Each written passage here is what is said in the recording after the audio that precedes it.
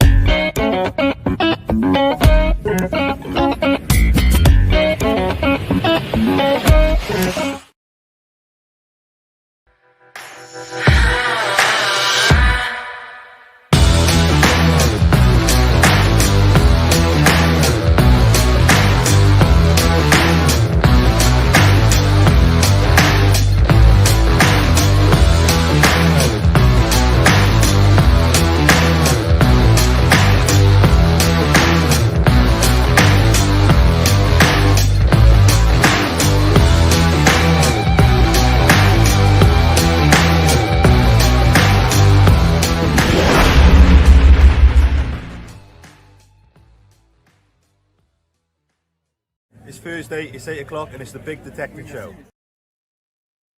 It most certainly is, and we are back. And good evening, Adrian. Hello, dear. How are you? All right? I'm reasonable, Good evening, yeah? everyone. Yeah, all good, all good. Well, I'm not. I told you about my incident that happened at the weekend. Firstly, apologies. We had a guest lined up tonight, but very thankful for somebody else stepping in who's waiting in the green room behind the scenes at the moment, who we'll bring on momentarily. Thank you very much to them. If you don't know who it is, keep watching. Sorry, Adrian. What's up, Duck? Well, you know, I let the fireworks out of the way, damaged the arches of my feet, metal detecting because the ground was so hard. I bruised them. Which Tony Kaywood messaged me yesterday or today, and he did exactly the same thing because the ground's so hard. I decided on. Did he offer you a foot massage with talc? He sent me pictures of things, but I don't think it was feet. But I was sitting on the decking in my back garden Saturday night and sitting in a chair, swaying my feet, and decided to put a splinter in the heel of my foot, the size of a matchstick. So it's not funny because I'm not laughing. I'm not laughing now, and I didn't laugh at all yesterday. No, we're sitting around the table, and I just went, ah! And I heard the wood snap. It was huge, and it really hurt, and it went in probably quite deep. It was like, oh God! Listen, and I fully appreciate it. I know you're a diabetic, and a friend of mine from type 1, a friend of mine from work whose dad used to work for us. His dad banged his foot not long ago. Had to have some toes off. Yeah, had maggots on his toes. Yeah. Didn't work. Yeah. Had to have his foot off. Didn't work, and he's now had to be amputated at the knee. Yeah. So I appreciate that anyway. I was at the hospital on Monday, and it was like surgery. It was surgically removed. Hold on, your daughter's a paramedic. Couldn't she do it? She tried, but it was so bad. She said, "Dad, that you've got to go to hospital for that. So I went up there and they Did she removed drive it. you? Did she blue light you? Helicopter. Oh. Hems helicopter. And I arrived at the hospital. I had a shower, got a gown, had a 3-course meal, a glass of wine, and then I went in. No, I didn't. My wife drove me up, but no, I drove myself. But because it's on the heel of my foot, driving the car was okay. You are. But I'll tell you what, I haven't had an injury on the heel of my toe, touch wood, in my life, I don't think, apart from blisters. Oh my God, I've been walking like, I can't say Joe Deacon, can I? Oh, I've said it. I was I was limping everywhere, and it's just starting to heal up because you can't not walk, can you? So hopefully, well, it'll be sorted for detectable, which I'll be at. What are you drinking, David? I've just opened my can of Pepsi, and it made the world. You know, it hisses. It went. I was going to have. I'm out now off till Tuesday. I've booked a couple of days holiday because this weekend was supposed to be, of course, Digathon. Unfortunately, we're not there, and we're celebrating the world of metal detecting with our fantastic guest instead. But obviously, I've booked the weekend off, so I was going to have a few shots of things that were brought. I was going to have my son bringing me shots of things that are brought home from Poland in tonight. Unfortunately, I forgot my daughter's at work and needs picking up. So you went out detecting on Sunday, didn't you? Saturday. Yes. And you didn't have a good day. The ground up your way, the ground was dry, wasn't it? It wasn't as dry as yours. We have had some rain on it, but it was still dry. And the site itself doesn't make sense. It hasn't got some green waste on it. And I was with Shane, and we both said that the site itself doesn't make sense. We did a rally on one side of it, but the side that we didn't touch, where Shane and Steve have had a scattered Roman horde from, it just doesn't make sense. The finds that aren't there, but that could be down to the weather. We just don't know. Or was there a lot of trash in the ground? Yes, very much so. Which I stress. The signs obviously iron in the ground. So yeah, so bit of a challenge. I actually said to him, it's a Roman site. I've had Roman stuff off. This was a couple of weeks before. Should we not be digging up the Roman stuff? But that's for another day. It's probably. Shall we bring? It should be there. Shall we bring tonight's guest on, because she's sitting so very delightfully in the background? Good evening, Ellie. Hello. Hi, Ellie. Good evening. How are you? Good, fantastic. Thank you. Unfortunately, I wasn't here when you appeared on the show. No, you weren't very well. Ago. No, I wasn't. But I'm back now, and it's obviously I wanted to speak to you then, but I'm getting to speak to you tonight instead. So, thank you very much for offering to join us tonight. It's a pleasure to have you, and I'm excited to learn more. I've just realised there's a topic for this evening, so I'm going to have to wing it. You know when you go into an exam and you haven't prepared? I feel like that. Well, there was a topic that was before you kindly said, "I'll come on the show." Oh, so, am I the topic? No, you're the guest, but yeah. In fact, Adrian, let's go with the topic and wing it. Even though I haven't got a clue what the topic was. Well, I think I can see it at the top of the screen. Everything great about metal detecting. I can talk about that for hours. There we go.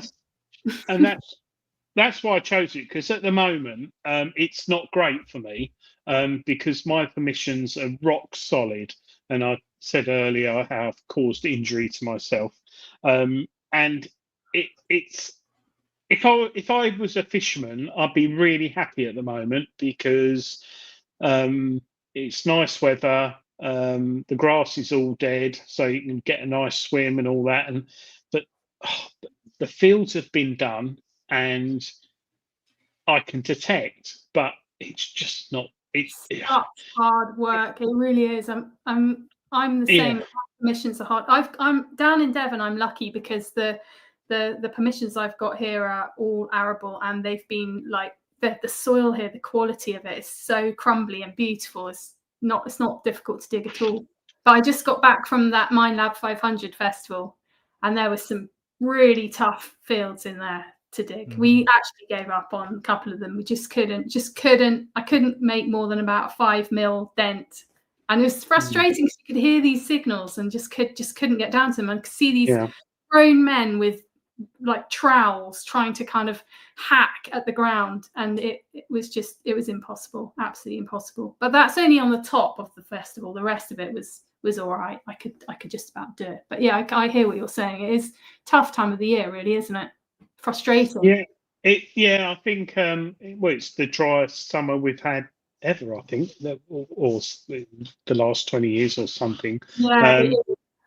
But it is frustrating. But at the same time, like you said, you get a signal and you think, I want to dig it. And I was in a field the other week and I had 4 really good signals. I was like, that's going to be a hammered. That's going to be a crotal bell. I knew what it was. And after about 15 minutes digging down about 4 centimetres, I was like, that's it. And I said to my mate, we'll go to another field. And we went to another field. Sorry. Did you mark it? Did you take 3 words? I know. It was a small field. It was probably the size of two football pitches. Schoolboy error, Gayla. Schoolboy error. Whenever you say I know where it was, then I've got it. The field I know really well. James, my mate, who's in the chat, was with me, and I know if where he it is was. in the chat, he won't be for long. Oh, we'll get rid of him. Yeah, but yeah, it's. I think next week's going to be rain, and possibly the week after, and that will hopefully help Detectival in Hertfordshire way, because that was dry last year, really dry last year. We want a really good soaking around about now, don't we? And then we don't want mud, so we want it sort of like now for a good week and a half, and then a little. Can we wait till Tuesday? What's happening? Wait till Tuesday. Oh yeah, okay. We'll wait till Tuesday. So we wait till then. If you could just do it in the night, that would be fine. Yeah, I think it's weird because my favourite time of the year at detecting is autumn, winter. I quite like wrapping up, having a flask, going out, sitting there in the frosty ground. I like detecting in frost as well. I quite like that. I was talking to someone about this just this week, and they were saying I cannot wait for autumn. It's like the best time, isn't it? It's so nice. Everything's kind of. That's where the air is still quite warm. The air temperature is still quite warm. You get that kind of dampness in the soil. It's really, really good. And yeah, it just feels like I like the winter as well. I like the cups of tea and the cakes. That's like that's really what cake. I love cake. He likes cake. But also I like it a day's detecting. You get home and I've got an open fire. So I get home, have a shower, light the fire, sit there and go through my finds. What do you wear when you sit there, didn't you? This vision, we've got visions. It's like leather dungarees with like Jimmy Choo sort of stilettos, which are sort of grey leather with diamantes on. Picture that. Something's just come into my head, Adrian. I've got to ask you. We were talking before the show about certain things. Do you remember blocker boots?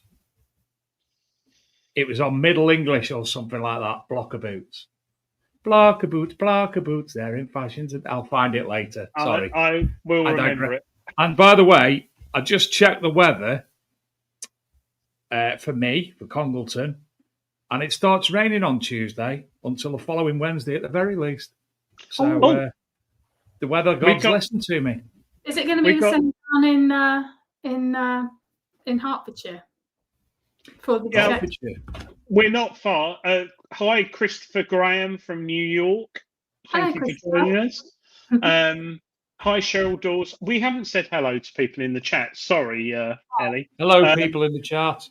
Hi, Cheryl. Hope you're okay. Yes, autumn, winter's lovely.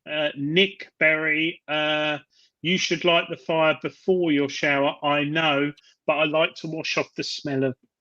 Dominic Tomczyk, Shimmer. Oh, he's on holiday in Mallorca. Oh, How weird is it sitting by the pool in Mallorca watching this claptrappery? It's better Ellie, than when I. Sorry. First question of the night comes from Nick Berry Art. Nick Berry is a genius when it comes to all things art. You just look at his stuff that he makes. He made the what did he make for Rodney Cook last year with Wayne? The cabinet with brass. He just makes fantastic stuff. Metal. In fact, on have we still got last week's video? Yeah, there we go. This is last week's video, Ellie. So this is Nick Berry throwing this on now, just so Ellie gets what we're on about. This is something that he's made that's going to be going in the raffle at the first Rodney Cook this year. Hello, people. Just wanted to show this. It's made from solid silver in the form of a medieval vesica seal, and it says on it the Rodney Cook Memorial 2025. Actually, there's a dropped it. There's a piece of blue tack. It's not great because it's only blue tack, but it gives you the rough idea what it looks like. So this will be at the first No Frills weekender as part of the raffle prize.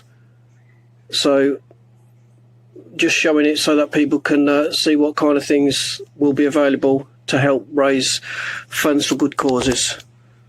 Thanks, people. So you can get an idea just by the things hanging up in the background that he's made as well. Yeah, amazing. He's made the most significant metal detecting finds that people have found in the UK. He makes like replicas of them. And I think he made a wizard. I think he made a wizard staff for Ricardo as well, which I'm very jealous of.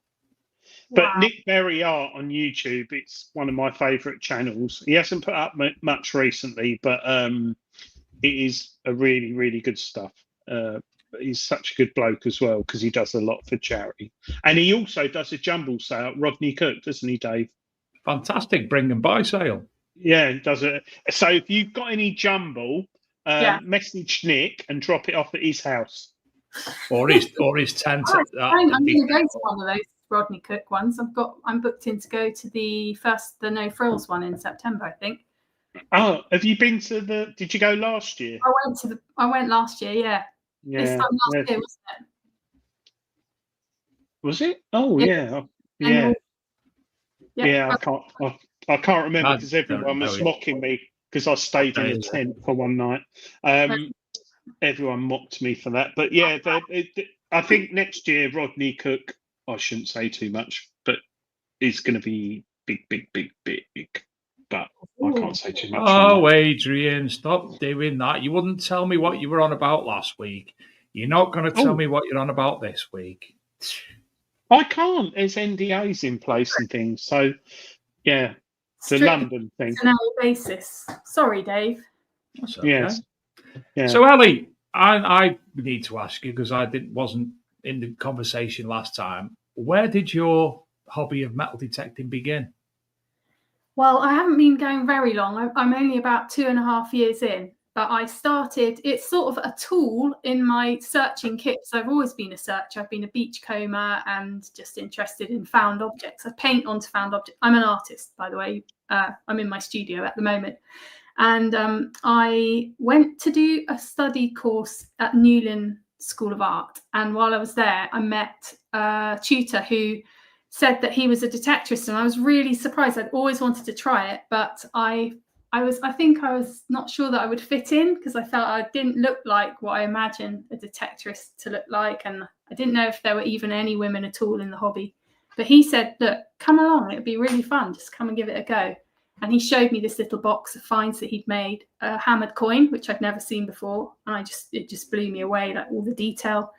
And a little bar of twisted gold that had come from, I think it's Bronze Age gold, and a mount that looks like a dragon's head. And he's detecting in Cornwall, so he was really pleased with these finds because Cornwall's quite tough detecting. It's not been that much traffic down there. So anyway, he encouraged me, and I just thought, right, I'm going to go and buy a detector. So that's what I did. Bought a detector, and I went to my first dig all by myself, and I felt like a complete idiot. I still now cringe when I think about that dig, because I didn't even know like how to carry the machine or set it up or anything. But luckily, I met someone there who was really kind, and he said, come and join a group close to where I live. He was from Devon, where I live, and he introduced me to this group, and that's where I started, really. Got started with the group, and then I've been so lucky. I've just met some amazing friends who've, some of them I think are here today. I can see the Sussex Searcher is in. I've just made loads of great friends who've helped guide me, like how to learn, and sort of done a bit of a fast track. And then I spent the first year, I just got completely hooked and just didn't do any work and just went out to the fields every day. So I think I've probably detected more like about 5 years worth of detecting in 2. Wow. So when you bought your first machine, I presume you bought it from LP? I didn't actually. I didn't know about LP then. I bought it from a local company down here, a company in Cornwall. And I didn't know what to buy, so I bought a Nocta setup because I was watching Digger Dan on YouTube. Oh, I remember. Yeah, I remember Digger Dan. What's happened to him now? What do you mean he's still there? Oh, sorry. No, there was another. You're thinking about Digger Dan, not Digger Dan. Not Digger Dan. Before Digger Dan, there was another Digger Dan who was massive on YouTube. And he was called Digger Dan, in case you're confused. Yeah. And his videos are still on there. I think it was back 10 years ago, when Dave? He started Digger Dan. He stopped. I think he was. About the Digger Dan, the new one, the one that the new one. Yeah, I was talking about the old one. He's so the lovely Digger Dan who won't come on the show because he's scared. He did come on live. He's not. He come on live. Well, that was because Luke forced him to. Yeah, that's true. Yeah, and he was really good. He was good. I don't know. So friendly and so kind. And I watched him and thought, one day I hope I meet him one day. And I have now, and he's just great. So I got the Nocta Legend because I felt supported by his content, because he makes really good content, really easy to understand. He shares all his settings, and I just thought, brilliant, this is right up my street. I don't want to be fiddling with like all the, I just don't want to touch any of that stuff. So he gave his settings, and that's how I got started. Then quite quickly after, I set up an Instagram, and that's when I met LP. They just gave me a message and just said, we like your stories about metal detecting. Would you like to be part of our team? And I said yes. And that was now I get all my gear from LP because they are just brilliant. I just put at the bottom of the screen, if you want to get 10% off at LP, go to lpmetaldetecting.com/Miss Detectorist and enter Miss Detectorist in, I presume, the checkout or discount code. You get 10%. Just automatically takes the money off. And I actually used my own code the other day to buy a trowel because I lost my trowel in the field, and that was great. It was interesting to see how it works for people when they go in and use that code. It's quite easy. Just takes it off automatically. Quite a lot of money if you're buying a Manticore. That is quite a lot of money. I'm not sure any of the retailers discount the Manticore. That's the only thing. There are a couple of detectors which are excluded from discounts, but all the accessories and other detectors are included. However, if you buy a Manticore and you put my code in, I get a thank you, and that's worth it just for that, isn't it? Yeah. And after you bought it, Ellie could sign it for you for free. So yeah, it's a good deal. Something, I don't know what. Yeah, something. Changing the subject slightly, Dave. TC Detects, Tony Kaywood has just bought a Deus 2. Has he really begun? Yeah, he's just bought a Deus 2. So I'll be honest with you. I've been in contact with Seb at Regden's discussing the benefits of the ORX Deus and Deus 2 as a side-along machine for my Manticore. I know. I've got both. I've got a Deus 2 and a Manticore. Adrian, tell her. Tell her what your face is for. What's the face all about? Dave and a Deus. Sorry? What? Dave plus a Deus. What happened? Well, I lent it's about 5 years ago. No, you mentioned ORX, and I think that's going to be phased out. I think XP are going to be, well, they are going to be launching a new machine soon this year. Well, not a new machine, a new head unit, which I think is going to replace the ORX, but there's going to be 3 levels. But when I went, I gave you a Deus 1 or the original Deus, you got really. Oh, yeah. When I was cake eating. Yeah, you used it to rest cake on. I don't think I lent you my Deus 2. I don't think. No, did I? It was your Deus detectable post-COVID. Yeah, it was post-COVID. Yeah, I had a Deus then, and then I got the Deus 2. What? 3 years ago? 2 years ago. Deus 2. Yeah. I'm a technophobe, Ellie. I don't work well with things I don't understand. And if you give me a new machine, I'll be like that. What? I don't work well, which is actually why I think the Manticore suits me better, because the Manticore interface is so simple and you don't really actually need to do anything except turn it on. I mean, I'm using a program which is the Luke Van Asher one called Life Can Be Simple. It's like he's the detexpert from MindLab. In fact, I met him at MindLab 500. He came to my car when I just got there, just literally opened the door and he was there. He was like, in the car? In the car? He pulled up in the car. First person. Oh, I thought he was in the car. Andrew was there. Andrew in the chat was there. He was like, "Oh, hello. I wasn't expecting to see you this soon." I was like, literally opening my car door, and then Luke Van Asher turned up and said, "Oh, hello," and he wanted to help me with settings, and he wanted to talk to me about a project they're working on, which might need some input from various people, including some more women, which I think he was quite keen to talk to me about that. So. That was really nice to meet him, and he was helping lots of people there with Manticores to just tweak their settings because the ground was super dry and very, very stony. So he had some little tweaks and twiddles, but I don't want to do that myself because I wouldn't know. I literally wouldn't know. I think that's the biggest problem when the Manticore came out, and I think MindLab will agree. Not that they're watching tonight. People started messing around with it and completely ruined the machine. And that's why a lot of them were ending up on eBay being sold after 2 or 3 months. And there was a few bugs in it in the early one, and after the software update, it fixed it. But there's so many people who just go on YouTube and find like, and for God's sake, you know, the world is a big place. We were saying earlier, Dave's soil's different to my soil, your soil's different. And you got to, like you say, you go to a rally, the ground's hard, it's dry. So otherwise, I would say don't touch it, because those programs have been developed. Millions of quid have gone into those programs. Yes, exactly. To morph. They're designed for all ground type. You know, you don't really need to fanny around with it. Sorry. No.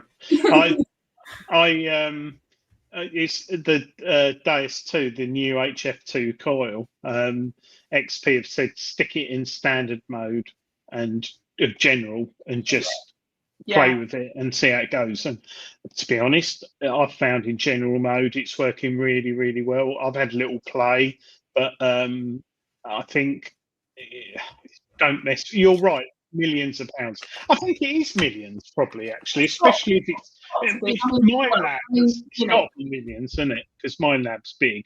XP's a little bit smaller, but but I think, you know, when I used to work in product development, I mean, when you really consider everything that's gone into those machines, all the molding costs and all the production, you know, all the things that they have to pay for to get that machine from an idea on a piece of paper to a working prototype to a production.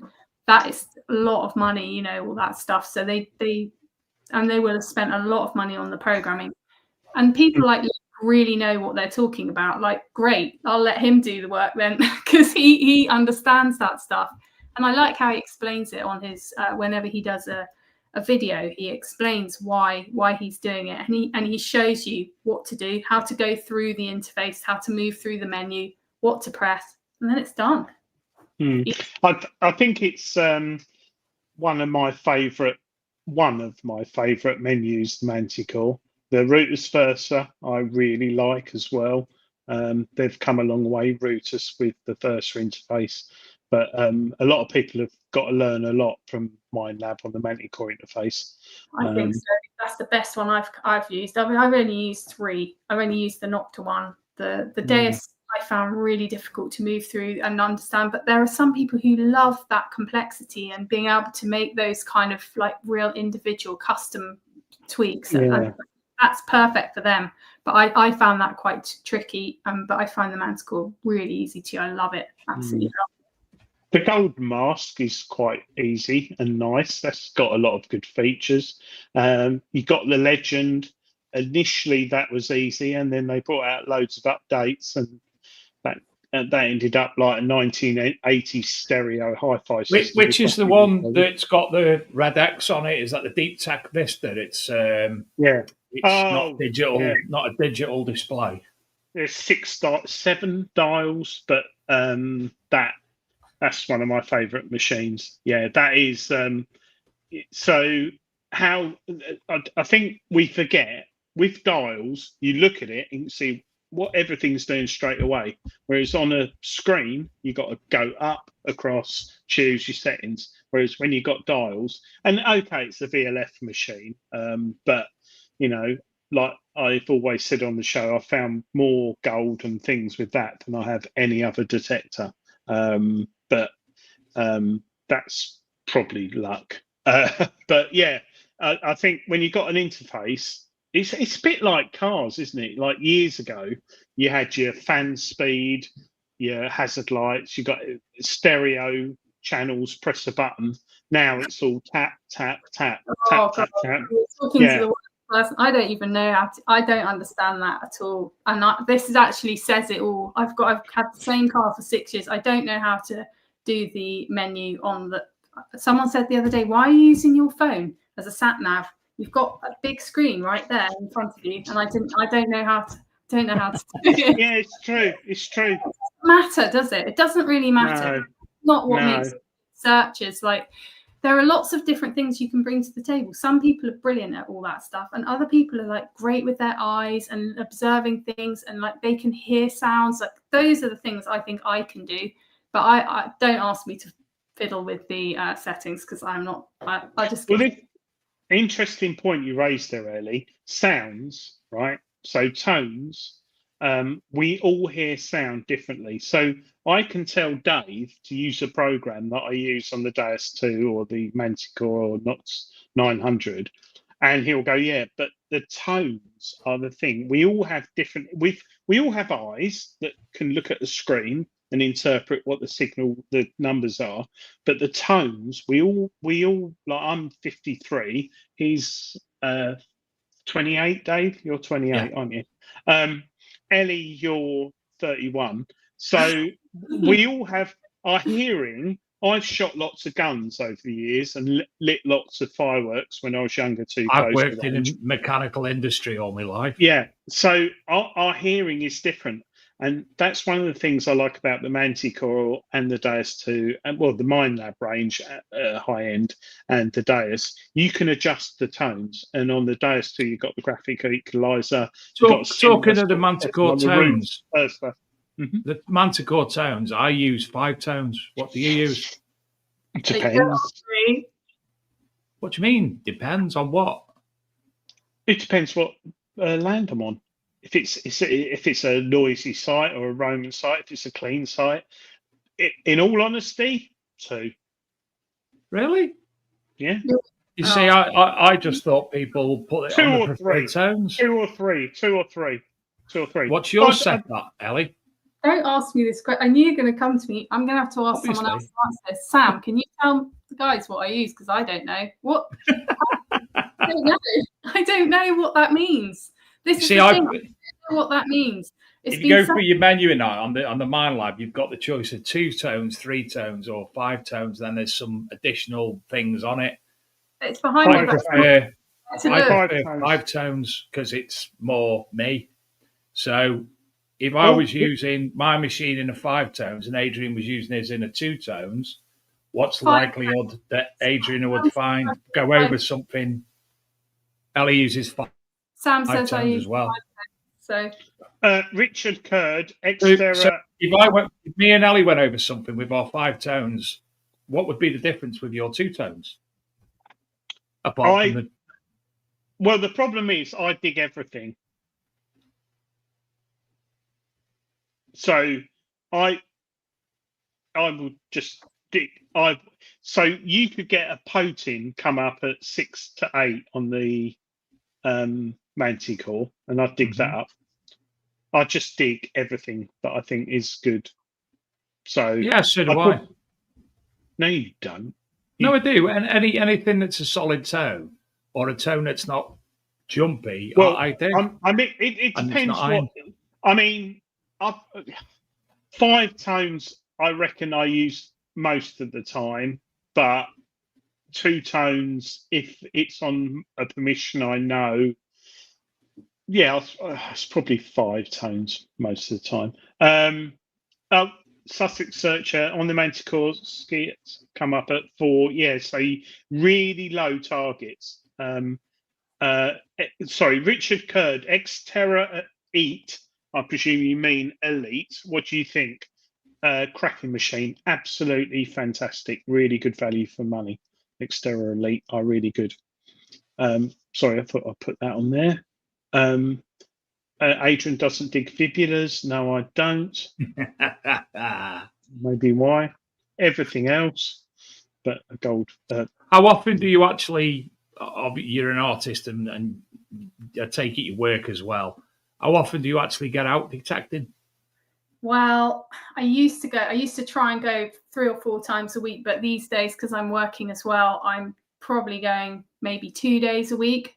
But I live in quite a quiet area for detecting. You have to really detect for quite a long time to find the same as you would in like a couple of hours somewhere else.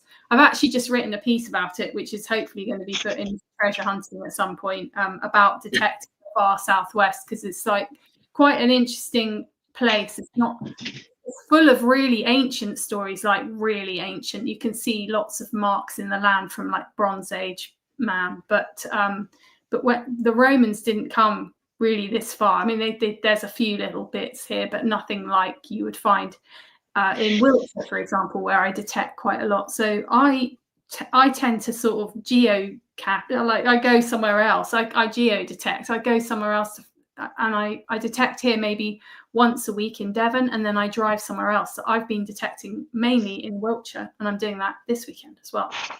Because it's just, if you're going to spend the time, you want to actually come up with some results, don't you? Quick Draw McStraw says he only uses 2 tones because his wife uses 2 tones on me. I have a loud tone or quiet tone. You can always rely on Adrian to put something funny in the Look chat. at the Irish. Yes.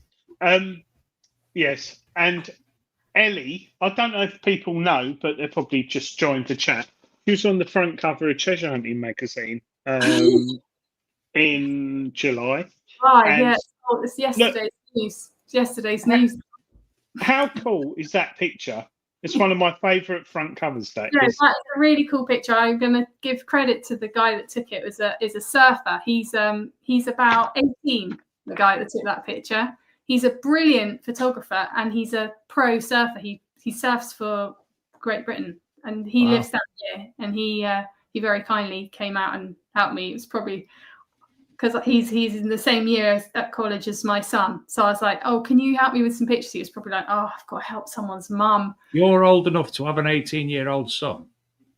I'm afraid so. Shut the front door.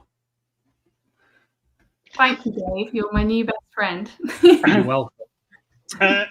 Ellie, Nick Berry Art, do you incorporate your art into detecting? Well, I think I do a bit, because I'm really interested, Nick. Hello, Nick. In material. Like I worked in product design before, and I've always been a painter and I like making things with my hands. So when I find things, I'm like, how is that made? Like, what's it made of? Like this. I've got one find to show you here because I've only found one really good thing recently, which is this. Now, how are we going to show it? This is a hammered coin, but it's a medieval hammered coin from Spain. It's a half real. Can you see it? Okay. Yeah. Basically, it's a silver hammered coin, and it is what makes it really special, I think, is that it is rolled. So it basically, somebody has taken that coin and deliberately manipulated it into this cylinder shape.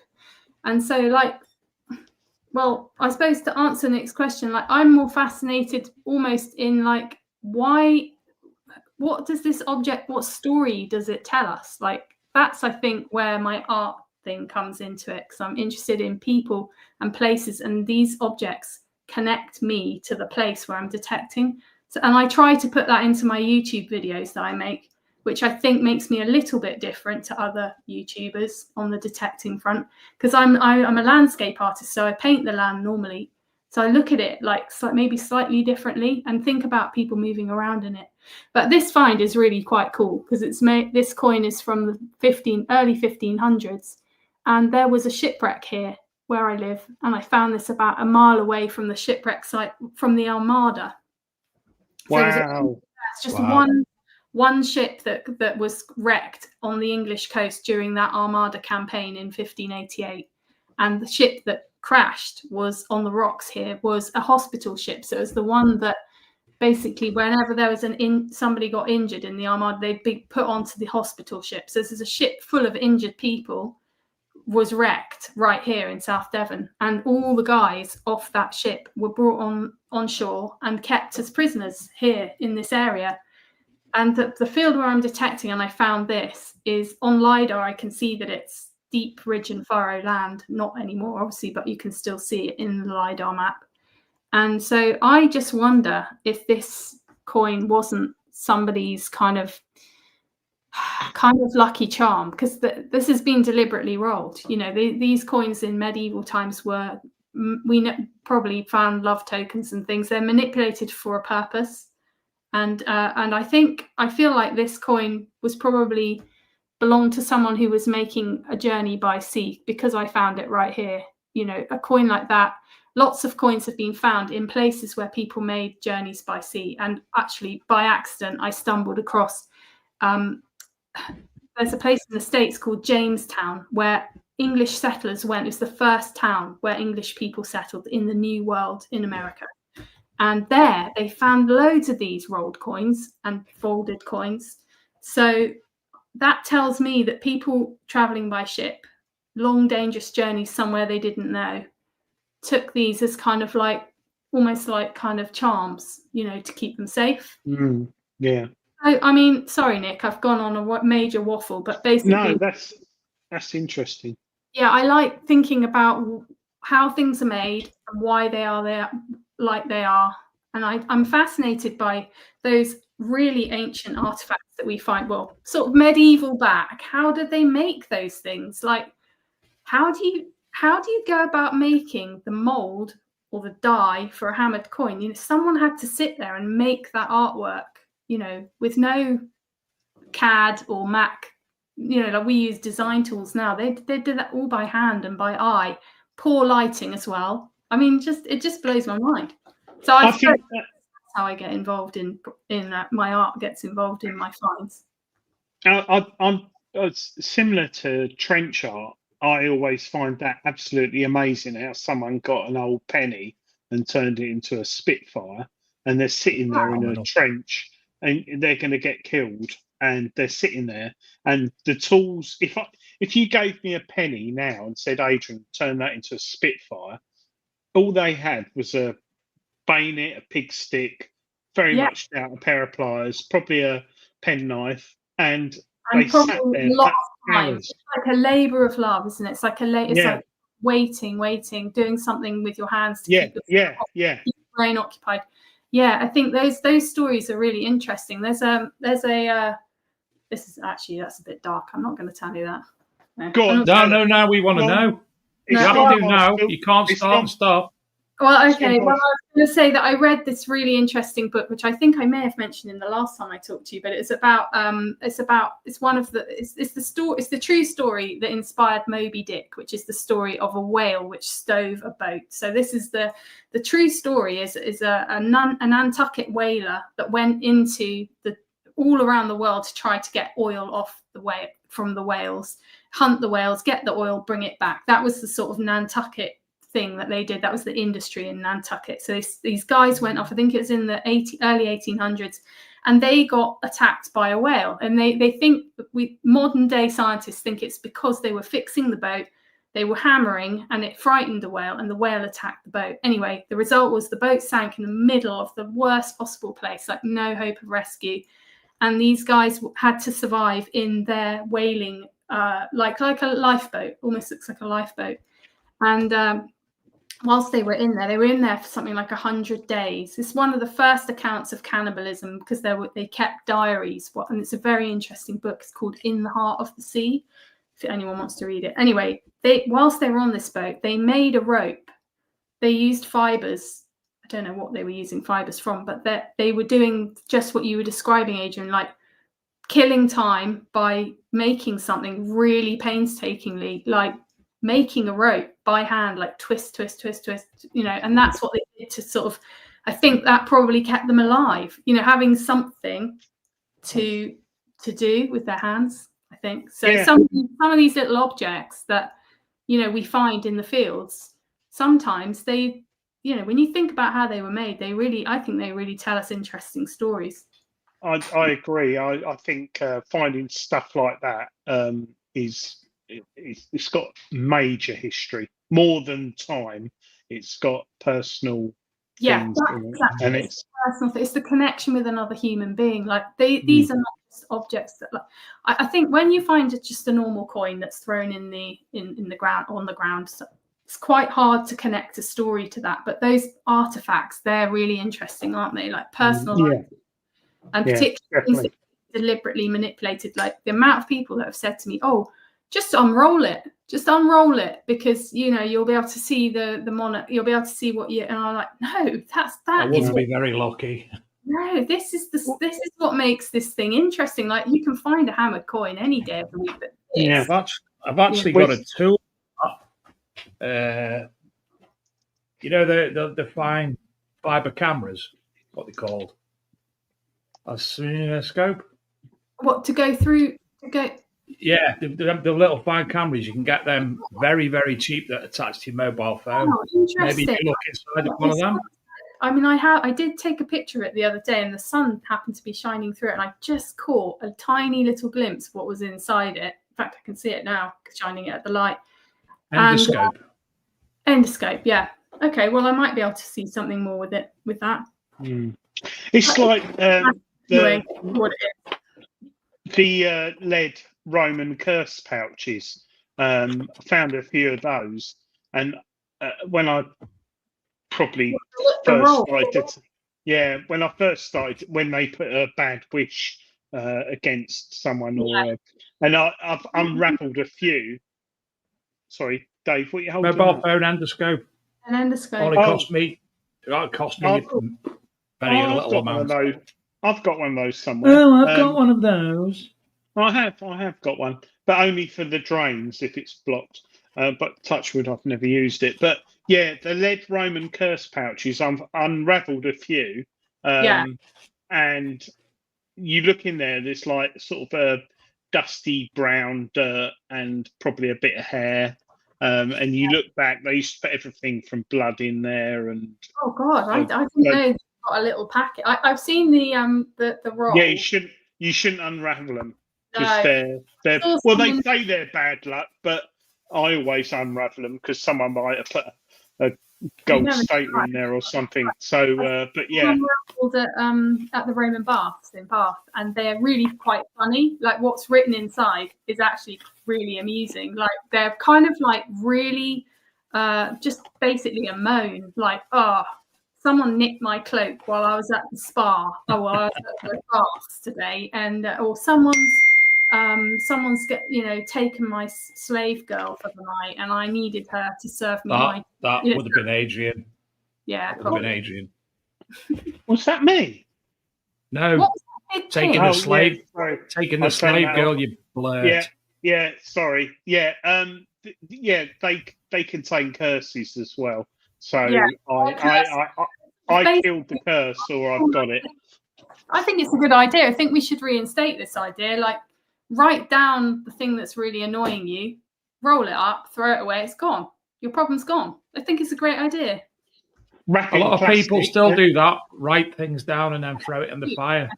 Yeah, but use plastic, not lead, because it drives me up the wall in the field, and the plastic won't deteriorate. But people will do just fine.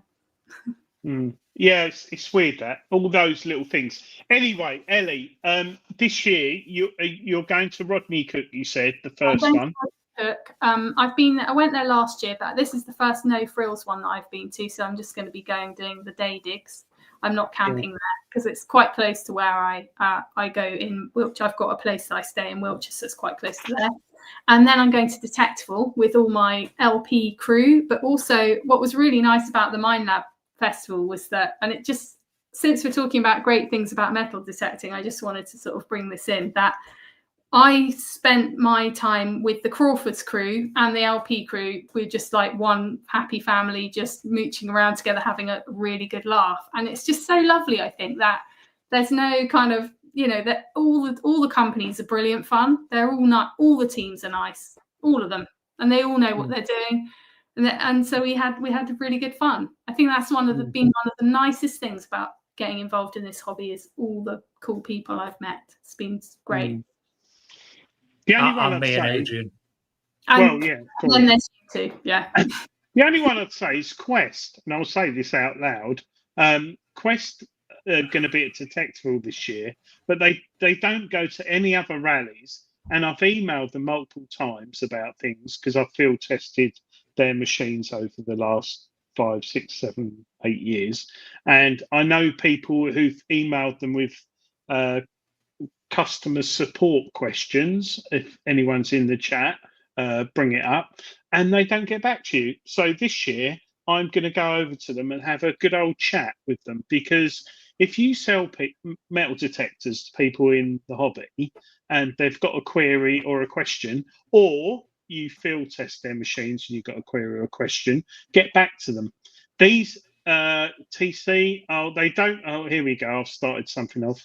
But yeah, so I'm going to have a good old chat with them this year. Wow. That's the only manufacturer I've had issues with. I haven't had any dealings with Quest. I buy all my gear through LP, but it's been really nice to meet the Dragon Detecting crew, the Crawfords crew. They're all nice people. I mean, I think everyone's got something in common, haven't they? And we all love detecting, and there are some really fun, great people out there. So it's I think the events are great social. Had a really good time at Mind Lab 500. Lots of fires and barbecues in the evening and drinks. Did you taste one of Tom Pisarek's sausages? I didn't, but someone I know did, and it was very good. I think. Yeah. I don't know. I didn't actually eat any of the food off site because I don't really like eating bread, and everything there had like wheat in it. So we cooked 2 evenings in a row. We had a kind of cook up at the camp, and it was really fun. Yeah. Rallies, that's what they're for. I think I've just abroad. It was so hot. It was lovely. It was really really nice. It was a special vibe at that festival. I hope it's going to be the same. The reports from it were fantastic. It was a great event. It was well organised. Really some decent finds come up as well. I know the ground was very, very difficult to detect on, but still there were a lot of fans. So well done to Tom and the team for the organisation. I wanted to give them a bit of a big up actually, because they've given me something to test, which I'm really looking forward to testing this weekend, which is this coil cover for the stubble. Have you guys used these?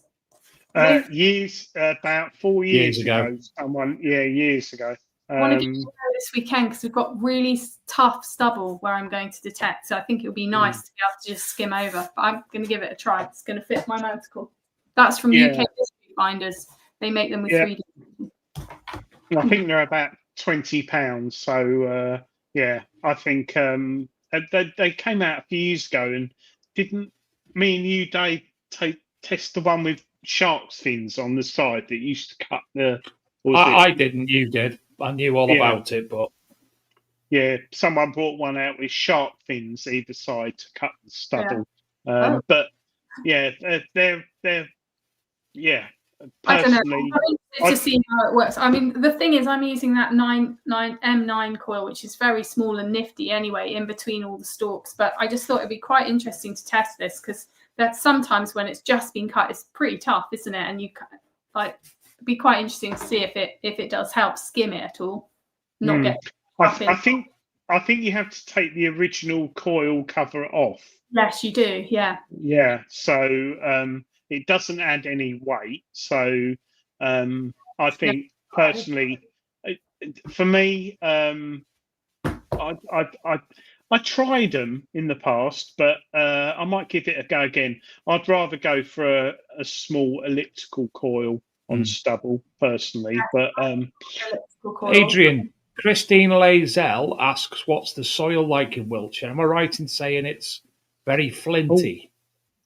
In Wiltshire, it's mixed. It's limestone, but there's loads of flint and chalk. It depends which area you're in. There's flint and chalk. There's a lot of limestone in the soil. Where we were detecting at Mine Lab was on the Somerset Dorset border. There was loads and loads of limestone there as well. But I made a really cool find at that wasn't detecting related, but I made a really cool find which stuck out like a sore thumb, because it's not limestone, and that is this, which is a Neolithic tool. Isn't it just? That's fantastic. Well done. Wow. I know.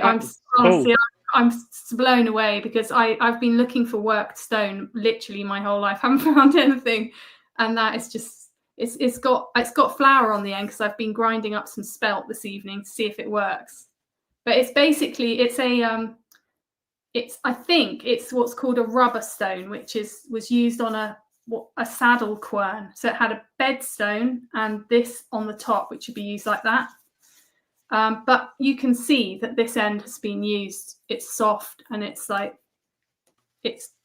it might have been used as a pestle. So I guess it was a bit of a multi-tool. But I could see it, because the soil was so full of limestone, and then this just sat on the top. It's like, that's granite. That's granite from Cornwall. So yeah, really excited about that fun. I'm going to make a video about it this week for anyone that's interested in that. Lovely. Yeah. Does Ellie want to stay with the stave for Adrian's wall? Of course she does. Ellie gets to choose the numbers. Oh, okay. I'll choose a number. Have you played Adrian's wall before? Yeah, I think I have on the last one. I think I got confused how it worked, but okay. What a treat. Ready when you are, David.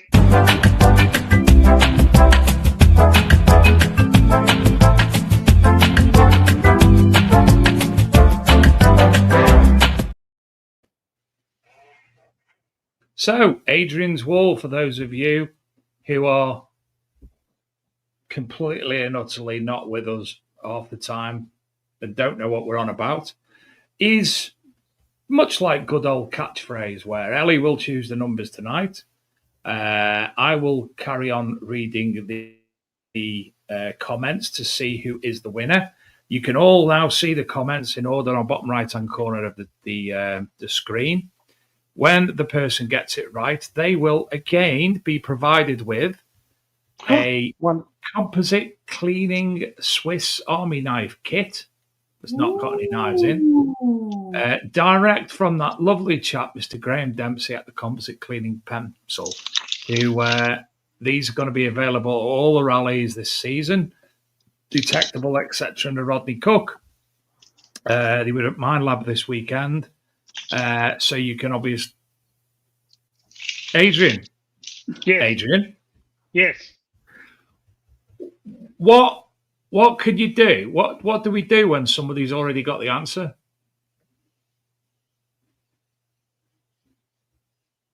You are joking. I'm not. Who is it? It uses a Quest. It uses a Quest machine.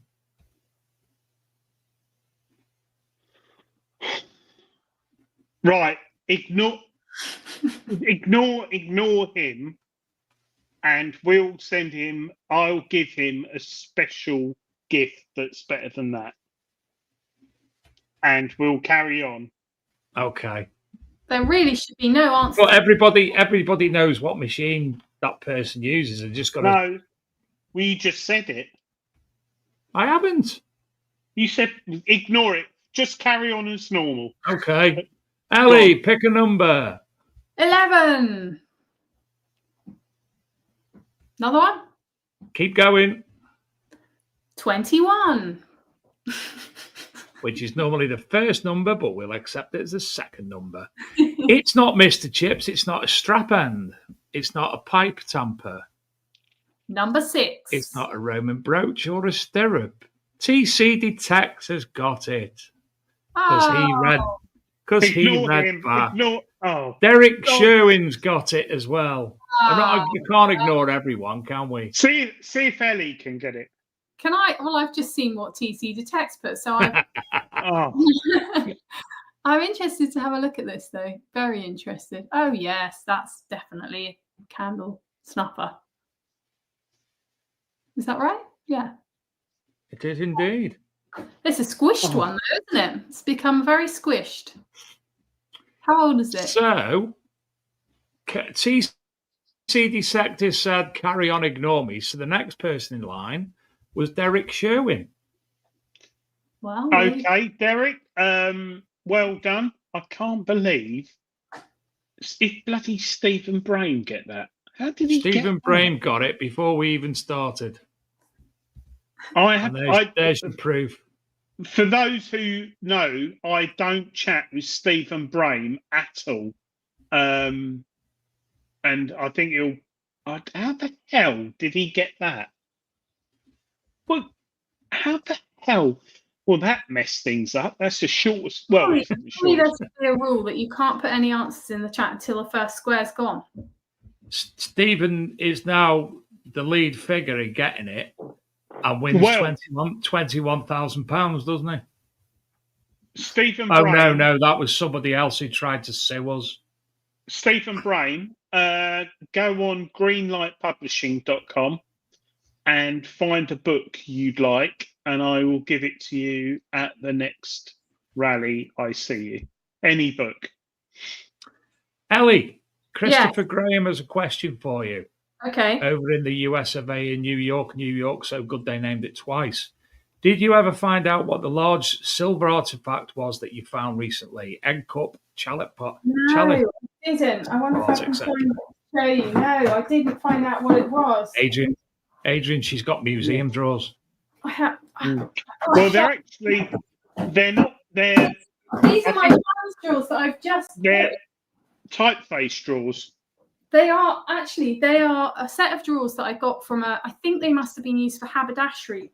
And I'm very proud of them because I sanded them by myself. I've never used a sander, an orbital sander, sanded them, Danish oiled them, and now I'm doing the insides as well. And they're really nice. I'm really pleased with them. They're nice, aren't they? They could be typeface drawers. Come on then, Graham, if you're so clever, let's hear what you think of this. Because I do not know what that is. Is it that way? On the stem? To me, it looks more that way. But is there anything broken on the stem that's currently on your index finger? No, there's nothing broken, but you can see it's cracked there. Mm-hmm. It's obviously squashed. The top doesn't look broken. So is that a little? I mean, somebody said it might be. Stay there, Ellie, and let me do it so I can actually take a picture of it. Oh, stop texting me, people. And what I'll do while we're talking is a Google image search to see if there's anything similar. Well, you can try that, but I have already done that, but there's nothing there. I mean, a couple of good ideas came through. Egg coddler. But if you imagine that expanded out, it's only going to be about that big. How thick's the stem? Thick? How thick? Kind of Could be- like, you know, when you get a squeezy tube of something like super glue, it looks like that kind of thick. Yeah. You see, I'm looking at stuff, and it looks like to me, and that's what I was thinking, but I couldn't remember the wording. The lid of a hanging lamp.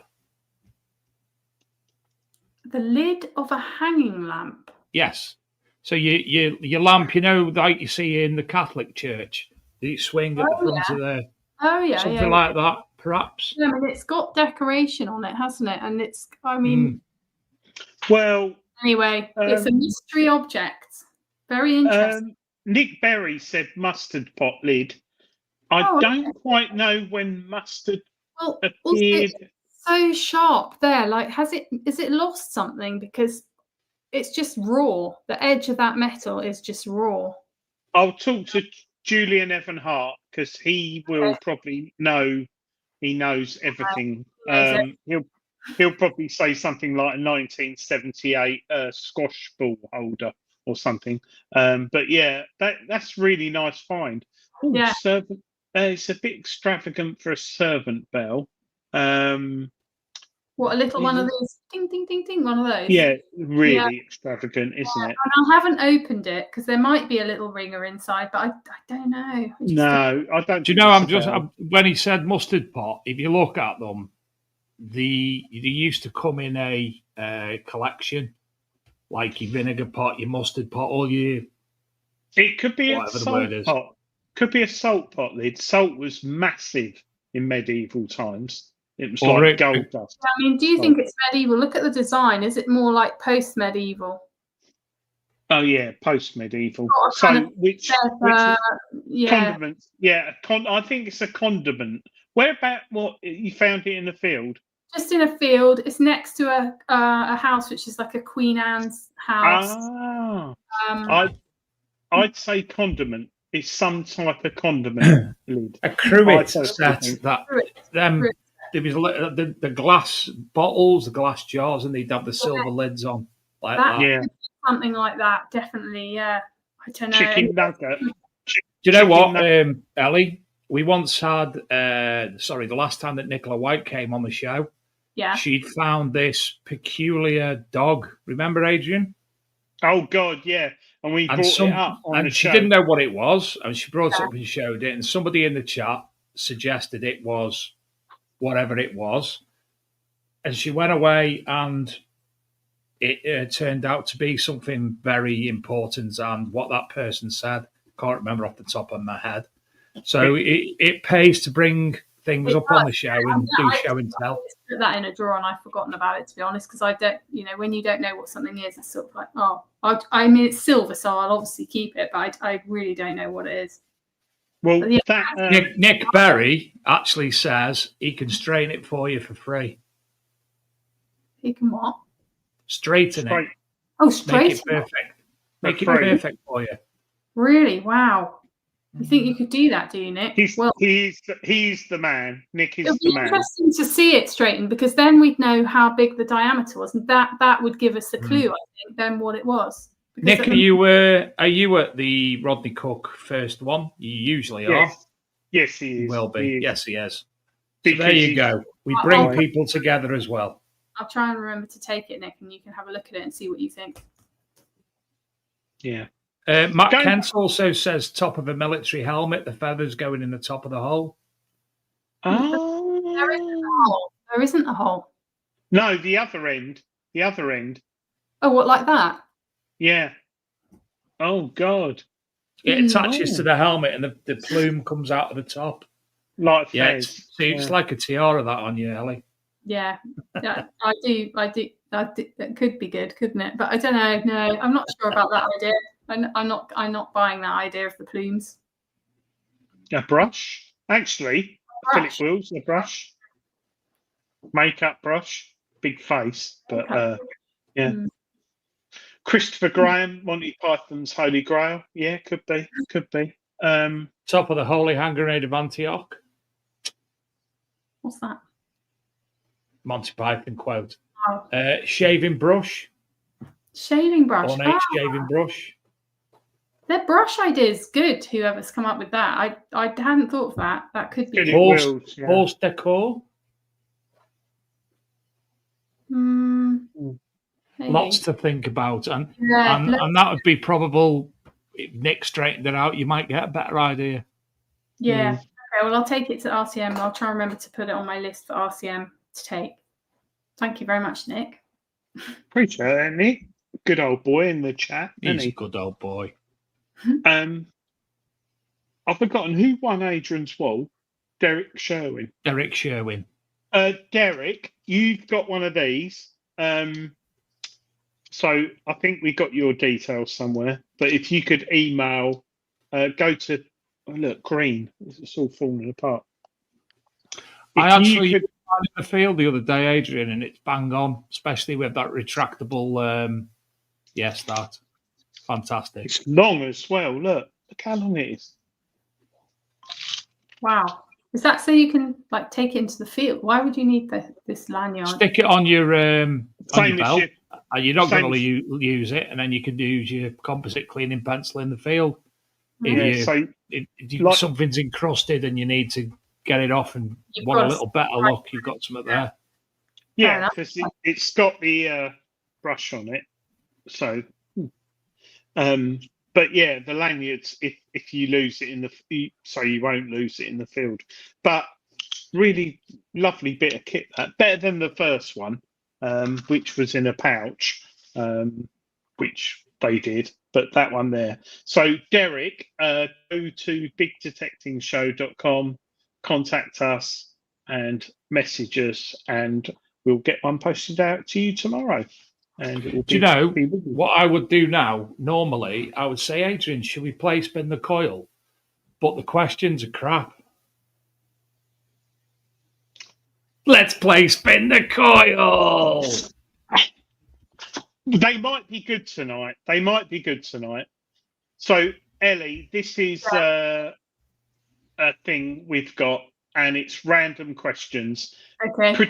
Predominantly related to metal detecting, but no, they're not. Sometimes not. No, some are. Come on then. Who are the questions for? For you. Oh, okay. Spin the coil. Adrian, we need to do a video.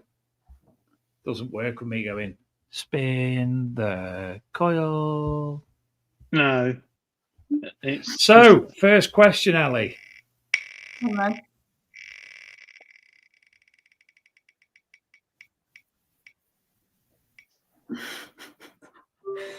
What was your favourite childhood toy?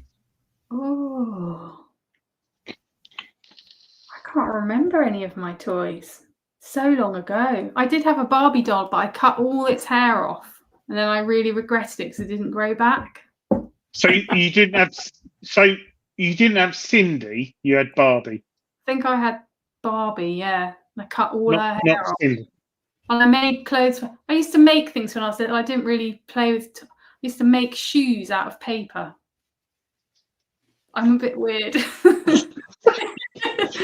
So what you're saying that in Somerset, people walk around in paper shoes? No, that's just I was interested. Like I like making things with scissors and tape and stuff. I don't remember what toys I had.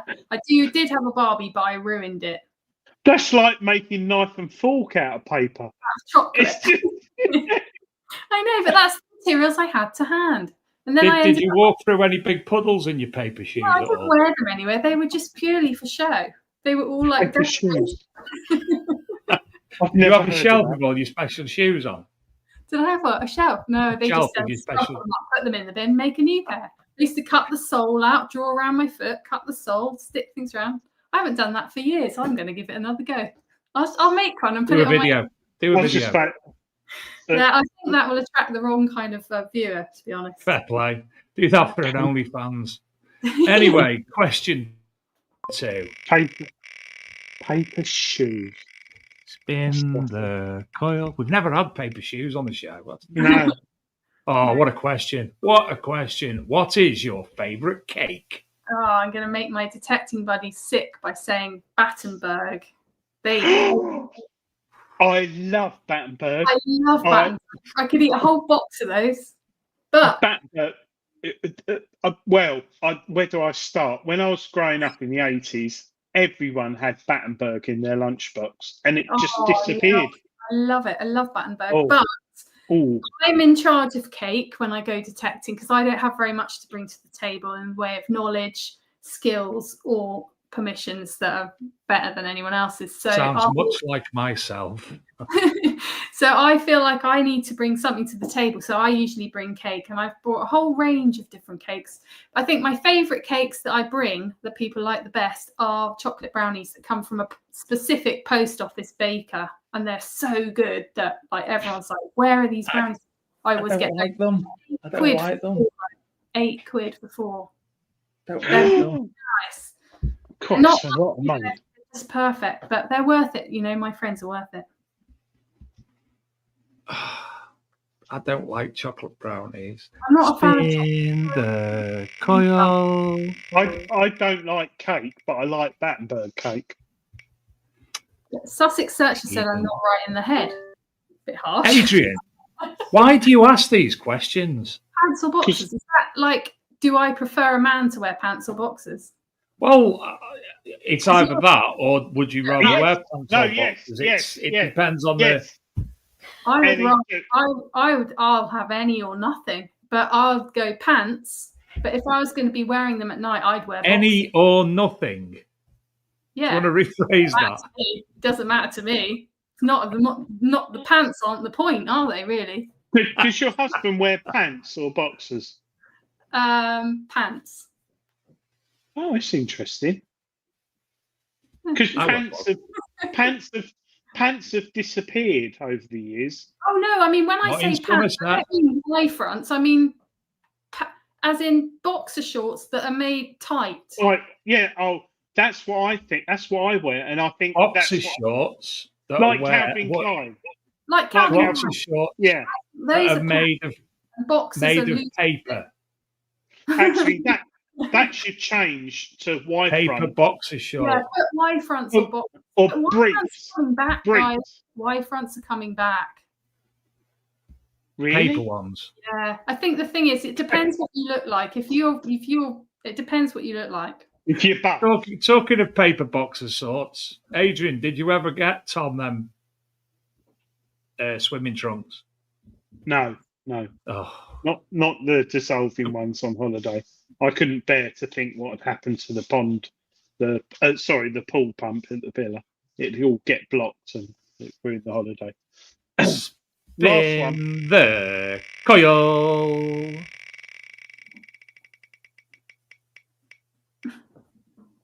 It might be metal detecting related. It's not, is it?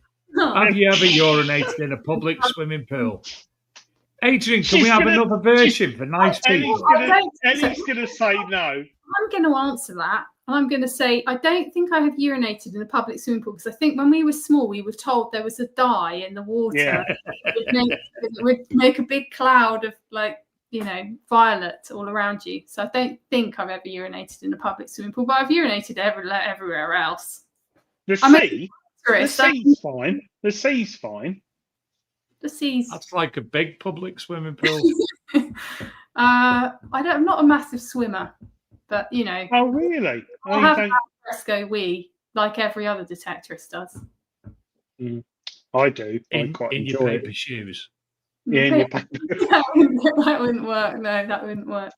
Ellie, try making some out of greaseproof paper, because then the water would run off, wouldn't it? It wouldn't work, though, 'cause we need this to take. Actually, so- whilst you're on the picture to your right, can you explain a bit more about that? This. Yes. Oh, well, it's a vessel of some kind. I'm interested in containers like bottles and stuff, and particularly since coming back from Pompeii, like seeing all those amazing amphoras. So that's sort of like based on a bottle.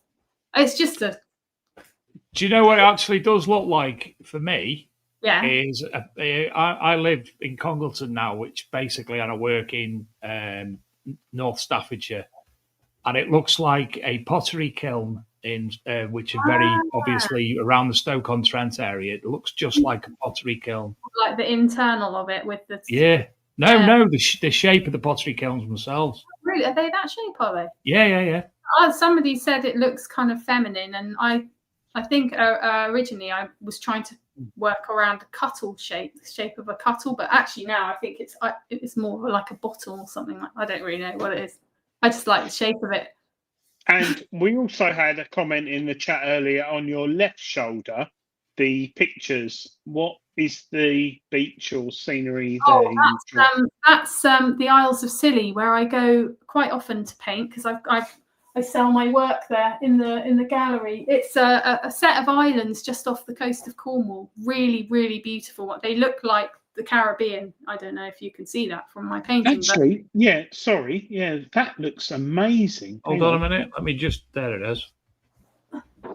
That's a print of an original painting, and it's an island called Tresco, and I'm actually going back there in November for a week to do an art residency there. So that means I'll be painting for a week, like walking on my own with my backpack of all my paints and stuff.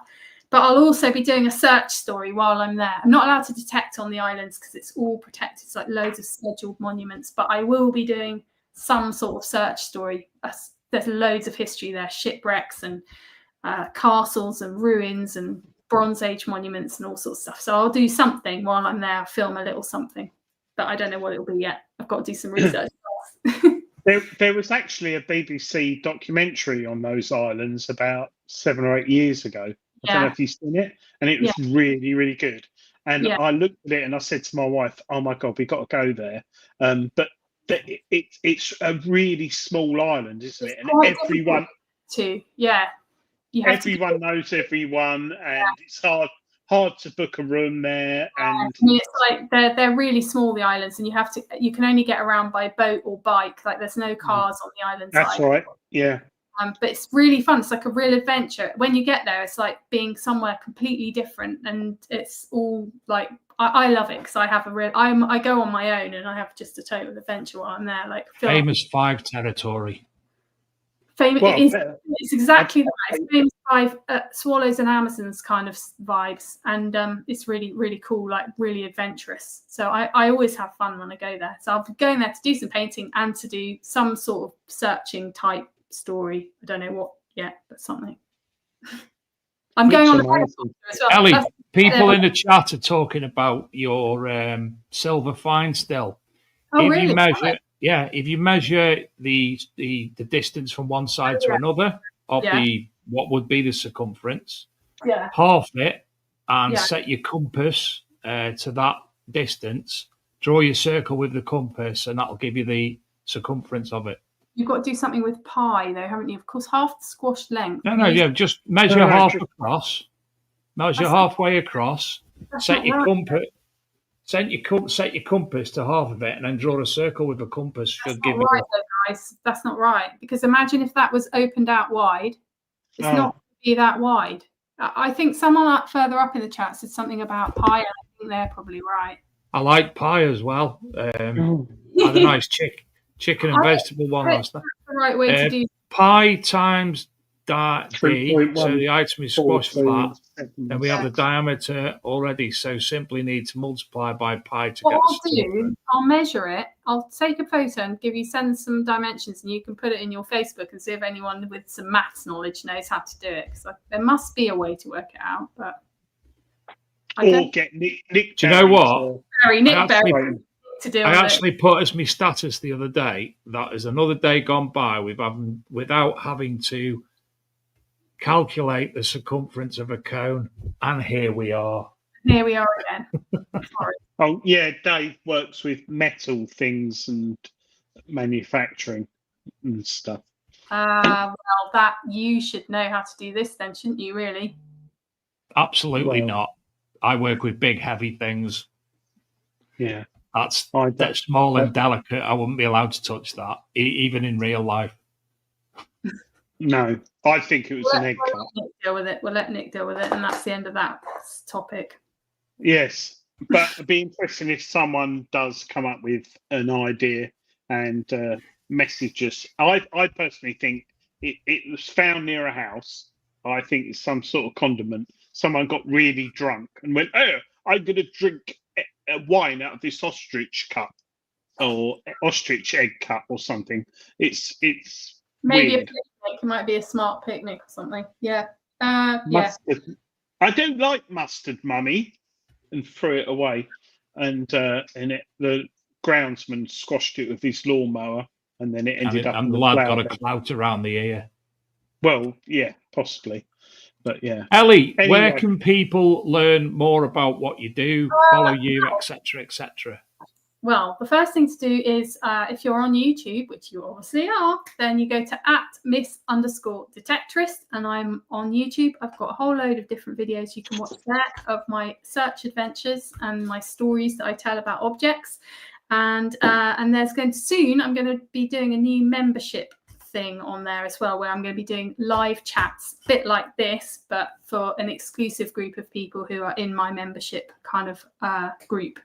And then if you're on Instagram, it's the same, @Miss_Detectorist, and you'll be able to see all the things I get up to day to day. I sort of tend to post in there daily what I'm getting up to with my detecting. So those are the two places, really.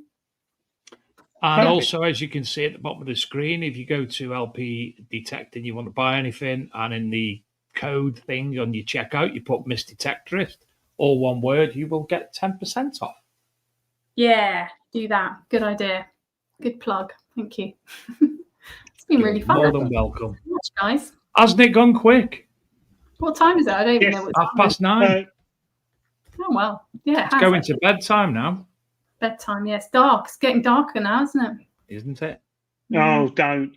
Autumn's coming, and I know we said it's nice, but when you're having a barbecue and it gets dark at 8 o'clock, it's like, oh. I know. But Yeah. it's time to put the fire on, and that's nice, isn't it? Just set fire to your decking, Adrian, and you're not going to get any splinters. I think I've blinking will this year. Yeah. But Can I just point out, Adrian, that you don't have much luck with that decking, because I remember one night we were doing a live show and all his lights went off. Field mice ate my electrics under the decking and tripped all my electrics. But that's the only thing I've had with the decking, touch wood. And your foot. Mm. And my foot. So, yeah. Anyway. I hope your foot heals soon. Yes. And we look forward to seeing you at Detectable, Ellie. Yeah, cool. I'll come and find you guys. Thank you very much for welcoming me today. Last minute. Thank you very much for coming on the show at such last minute. It's fantastic to speak to you properly. And obviously, you're more than welcome to join us anytime you want. You have any updates. Please, please, please, if you do find out what that silver object is, we'd love to know that. If you send us a 30-second thing telling us what it is, we can obviously play it on the show, and because there'll be a lot of people interested to know that. All right. Thanks a lot, guys. Cheers, Ellie. Cheers. What do I do? Ellie, it's been a pleasure, and we will, as I say, speak to you very, very soon. Next week, we are joined by Gary Cook and John Lydon, telling us all about the 3 RCM events that are coming up. The following week, just confirmed this evening, we have Matt Jones from Digstock in America. I introduced him to Gary Cook earlier this evening, and they've been chatting all night, so my phone's been going non-stop with Gary and Matt chatting events. I hope Gary doesn't ring Matt, because Matt, as an American, wouldn't be prepared for that. Bless him. Right. Right, everyone, have a great week. Good luck if you're out this weekend, if you're at any events. Don't forget to, if you do want to come on the show, give myself or Adrian a shout in one of the ways that you know how to contact us, and we will organise for you to come on in the very near future. Ellie, thank you again. No worries. Thank you, everybody. Thanks, everyone in the chat. Let's see some of you Detectable. She certainly will. And we will see you all same time, same place next week. Good night, everyone. Bye.